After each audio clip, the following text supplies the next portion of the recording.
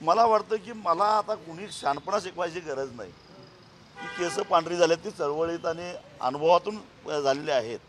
तेव्हा अनाहूत मला सल्ला देण्यापेक्षा आपलं काय बघा, जाईल तिथं लोक अडवायला लागलेले आहेत आणि पक्षाचेच लोक तुम्हाला जवळ करत नाहीत। अजून माझा मतदारसंघातला पहिला राऊंड झाला, अजून यांचं समजूत काढायचं चाललंय, त्यांनी ते बघावं। ह्या सरकारसोबतच होते, मात्र आता बच्चूकडून आरोप केला की सभेदरम्यान चिठ्ठी आली तुमचा केजरीवालकडून, तुम्हाला आत टाकू अशा पद्धतीनं हे केलं। कसं बघता तुम्ही एकूणच ज्या पद्धतीनं आता बच्चूकडून वागणूक केली जाते? बच्चू कडू एक लढाऊ नेता आहे, नेहमीच ते लढत असतात आणि मला वाटतं की केजरीवालांना झालेली अटकसुद्धा बेकायदेशीर आहे, कायद्याच्या तरतुदी सोडून झालेल्या आहे असं माझं स्पष्ट मत आहे। काय चुकीचं केलं हो केजरीवालांनी?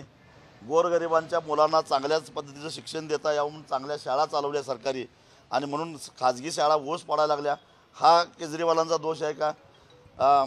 गोरगरिबांच्यावर उपचार व्हावेत म्हणून मोहल्ला क्लिनिक सुरू केले आणि खाजगी डॉक्टरांचे दवाखाने ओस पडायला लागले, हा केजरीवालांचा दोष आहे का?